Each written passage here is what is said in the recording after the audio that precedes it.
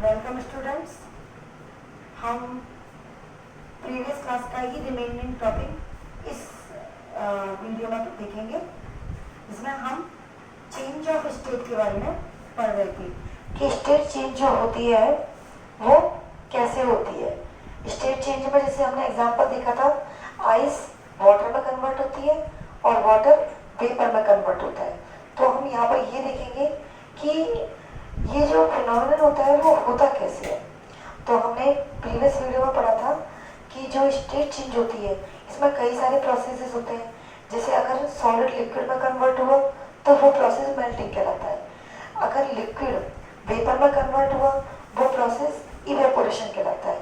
यदि vapour liquid में convert हुई उसे हम कंडेंसेशन कहते हैं, और लिक्विड जब सॉलिड में कन्वर्ट होता है उसे हम फ्रीजिंग कहते हैं। फिर इसके बाद हमने एक प्रोसेस और पढ़ा था जो सब्लिमेशन था।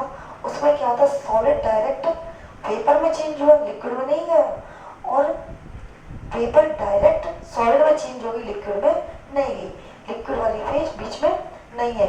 तो ये जो जनरली हमने देखा है कि कपूर वगैरह पूजा के टाइम पे जो कपूर यूज किया जाता है उसमें सब्लिमेशन होता है। अब हमें ये जो स्टेट चेंज होती है इनमें कौन कौन से ऐसे फैक्टर हैं जो यूज आते हैं। तो जनरली हमने दो फैक्टर के बारे में जाना था। यहाँ दो फैक्टर होते हैं, एक होता है टेम्परेचर, दूसरा है प्रेशर। अब what is the effect of temperature on the change of state of any matter. किसी भी मैटर पर जो स्टेट चेंज होती है मैटर की, उसमें टेम्परेचर का क्या रोल है उसे हम यहाँ देखेंगे। हमने इसके लिए एक ग्राफ बनाया है। हमने क्या किया है, इस ग्राफ में इस वाली लाइन पे हमने टेम्परेचर लिया है और इस वाली टाइम में हमने टाइम लिया है। अब हम क्या करें कि इधर से इधर जाने पर टाइम इंक्रीज हो रहा है, इधर से इधर ऊपर जाने पर टेम्परेचर इंक्रीज हो रहा है। तो हम देख रहे हैं कि एक कोई सॉलिड है, ए फेज में वो सॉलिड है।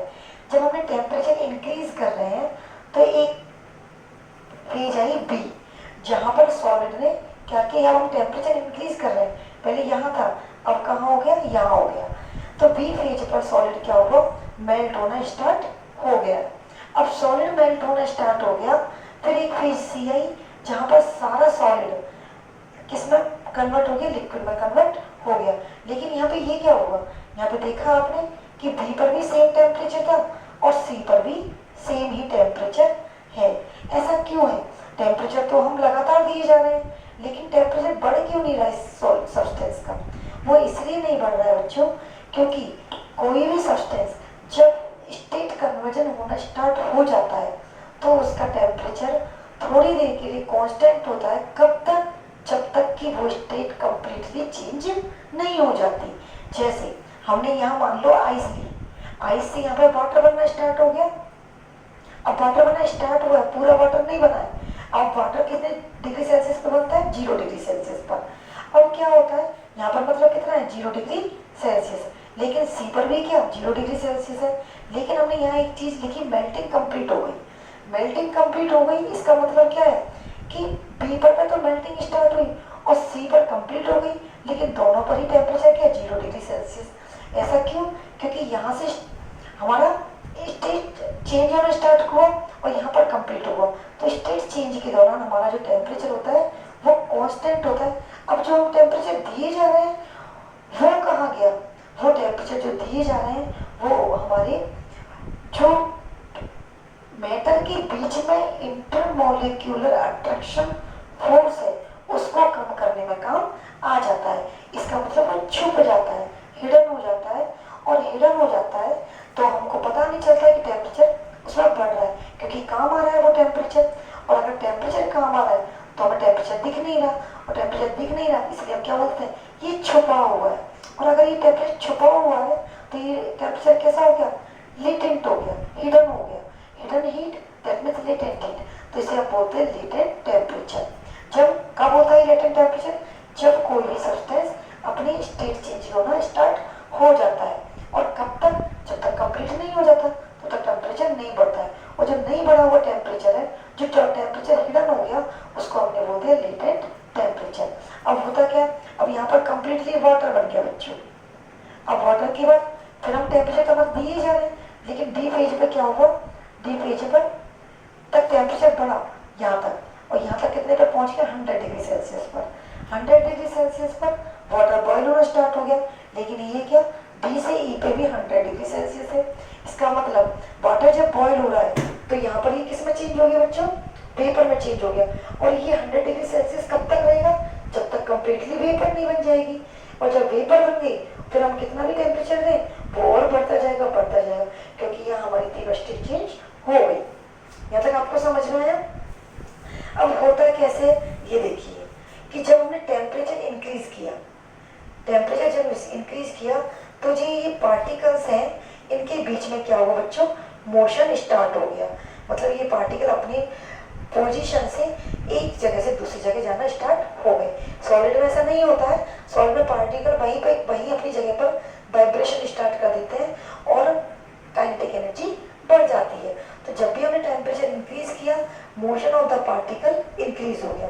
मोशन मतलब मूवमेंट। अब मूवमेंट इंक्रीज हुआ तो indirectly we can say there is the increase in kinetic energy, या काइनेटिक एनर्जी इंक्रीज हो गई। अब काइनेटिक एनर्जी इंक्रीज हुई, इसका मतलब क्या है, जो पार्टिकल पास पास थे वो क्या हुआ, दूर दूर चले गए। दूर दूर चले गए, क्यों चले गए, क्योंकि बीच का अट्रैक्शन फोर्स कम हो गया। तो we can say on increasing temperature kinetic energy also increases, kinetic energy also increases. Kinetic energy increases, we can say force of attraction force also decreases. Force of attraction decrease हो गया and particles go far from each other. अगर far from each other हो गए तो state change अपने आप हो गई। सॉलिड में पास पास होते हैं, लिक्विड में थोड़ा दूर होते हैं, तो पार्टिकल पास पास से थोड़ा दूर गए तो लिक्विड बना, और वेपर में तो और भी ज्यादा दूर होते हैं, तो ज्यादा दूर गए तो वेपर बन गया। तो यहाँ क्या हुआ, स्टेट चेंज टेक प्लेस। अब होता क्या है, state change matter start to melting if it is solid. Matter melt होना स्टार्ट कर देता है, और मैटर जब मेल्ट होना स्टार्ट कर देता है तो टेम्परेचर हमारा कैसा हो जाता है, कांस्टेंट हो जाता है, रुक सा जाता है। क्यों, because on further heating this heating is used to overcome the attraction force found between the particles. Particles के बीच में जो attraction force पाया जा रहा है उसको कम करने में काम आता है, तो वो हमको दिखता नहीं है, अंदर ही अंदर काम करता रहता है, मतलब चुपके से काम करता रहता है, पर हमको दिखता नहीं है। चुपके से करता है इसलिए क्या होता है, छुप के कर रहा है, और छुप के कर रहा है तो कर कौन रहा है, हीट कर रही है, और कर कैसे रही है, छुप के। तो सबने क्या बोल दिया, लेटेंट हीट। तो लेटेंट हीट का डेफिनेशन हमारा आएगा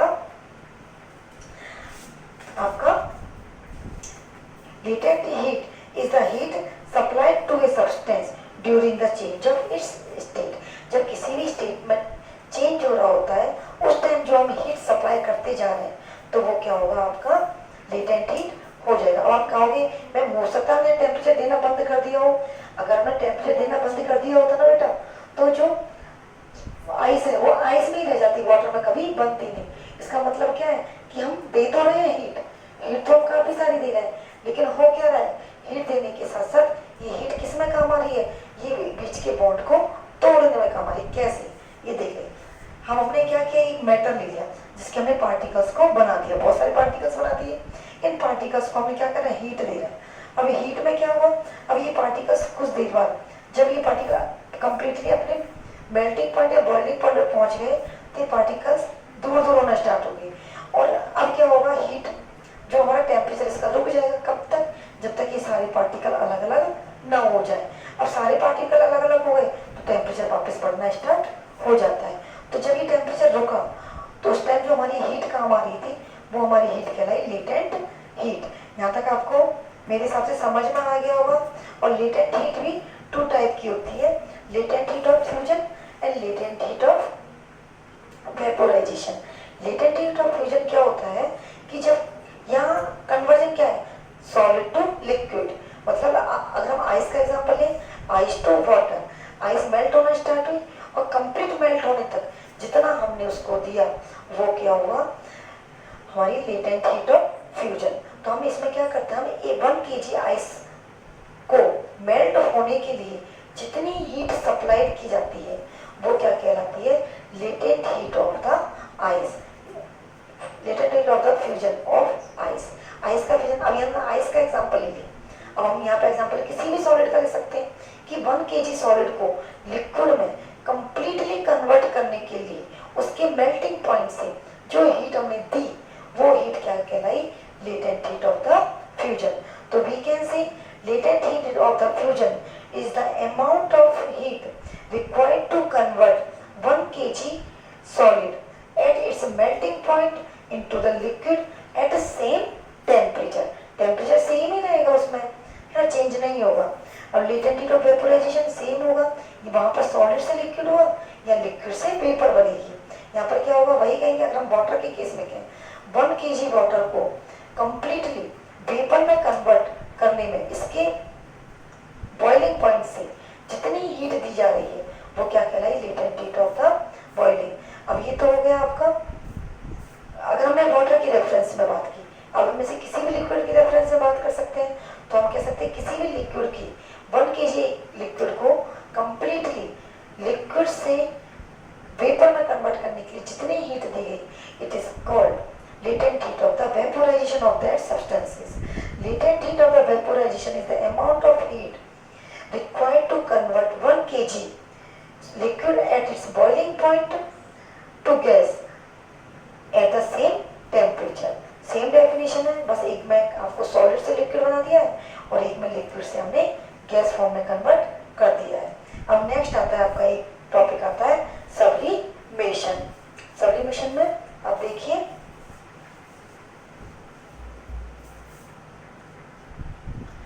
अब नेक्स्ट टॉपिक आता है आपका सब्लिमेशन। सब्लिमेशन को हम पहले भी एक बार पढ़ चुके हैं, जिसमें क्या था आपका चेंज ऑफ स्टेट। यहाँ स्टेट का चेंज होता है directly solid to gas, gas से डायरेक्ट सॉलिड में, सॉलिड से डायरेक्ट गैस में और गैस से डायरेक्ट सॉलिड में चेंज होता है without passing through liquid state. मतलब बीच में लिक्विड स्टेट नहीं आती, सॉलिड से डायरेक्ट गैस बनती है और गैस से डायरेक्ट सॉलिड बनता है। इस प्रोसेस को हम कहते हैं सब्लिमेशन। इसके एग्जांपल है camphor, naphthalene balls, ammonium chloride जिसको हम NH4Cl कहते हैं, आयोडीन, ड्राई आइस। ये याद रखना बच्चों, ड्राई आइस बोलते हैं हम कार्बन डाइऑक्साइड को, ठीक है ना। क्यों? क्योंकि सॉलिड से डायरेक्ट लिक्विड और सॉलिड से डायरेक्ट गैस और गैस से डायरेक्ट सॉलिड में कन्वर्ट होती है, लिक्विड स्टेट में नहीं आती है, लिक्विड कार्बन डाइऑक्साइड नहीं होती है, ठीक है ना। और इसी तरह से ये आपके नौसादर अमोनियम क्लोराइड को बोलते हैं बच्चों। इसका एक हमने एक्सपेरिमेंट लिया है, एक डिश की कटोरी नुमा होती है चाइना डिश, इसीलिए इसमें हमने क्या लिया, नौसादर NH4Cl ले लिया। NH4Cl को हमने हीट किया, इसके ऊपर हमने एक फनल रख दी जो कि हमने इन्वर्टेड उल्टी रखी है। फनल ऐसे होती है, जिसको हमने क्या कर दिया, उल्टा रख दिया है और ऊपर से इस वाले पार्ट को कॉटन से कवर कर दिया ताकि कुछ भी बाहर ना जा सके। अब होता क्या है, हीट करने के बाद ये सॉलिड से वेपर बनना कन्वर्ट हो जाता है और वेपर जब यहाँ कॉटन से टकरा के वापस लौटती है तो कंडेंस हो जाती है, मतलब वापस ठंडी हो जाती है। ठंडी होने के बाद जो फनल की वॉल्स हैं इसके ऊपर डिपॉजिटेड होना स्टार्ट हो जाती है। तो हम क्या देख रहे हैं, हीट देने पर जो अमोनियम क्लोराइड है वो डायरेक्ट गैस में कन्वर्ट हुआ और ये गैस कॉटन की वजह से टकरा कर वापस कोल्ड हो गई और इसकी वॉल पर डिपॉजिट हो गई। तो ये क्या, इससे हमें क्या पता चल रहा है कि ये जो सब्सटेंसेस हैं ये क्या होते हैं, these are converted from solid to gas and gas to solid directly without passing through liquid state. That means these substances work on the sublimation process and by this process we can obtain pure substances which are work on the sublimation process। समझ में आया? इस process के दौरान अब ये जो हमें अमोनियम क्लोराइड मिल रहा है, सॉलिड अमोनियम क्लोराइड मिल रहा है, ये हमारे पेपर हो गई। तो जो ये हमें मिल रहा है ये हमें प्योर फॉर्म में मिल रहा है। जो हमारी इसकी अशुद्धियाँ जो सब्लिमेशन में काम नहीं करती वो चाइना डिश मिल जाती है और प्योर हमें यहाँ मिल जाता है। कैम्फर आप जानते हो, कपूर, जो नेफ्थलीन बॉल्स आपने देखा होगा मम्मी लोग कपड़ों में उनको कीड़ों से खाने से बचाने के लिए गोलियां रखती हैं वाइट कलर की, या टॉयलेट्स वगैरह में भी हम यूज़ करते हैं, वो नेफ्थलीन बॉल्स होती हैं। अमोनियम क्लोराइड नौसादर को बोलते हैं, आयोडीन और ड्राई आइस में आपको कार्बन डाइऑक्साइड बता चुकी हूँ। आज का हमारा टॉपिक कंप्लीट हो गया है सब्लिमेशन तक। इसके बाद आगे का टॉपिक हम नेक्स्ट वीडियो में देखेंगे।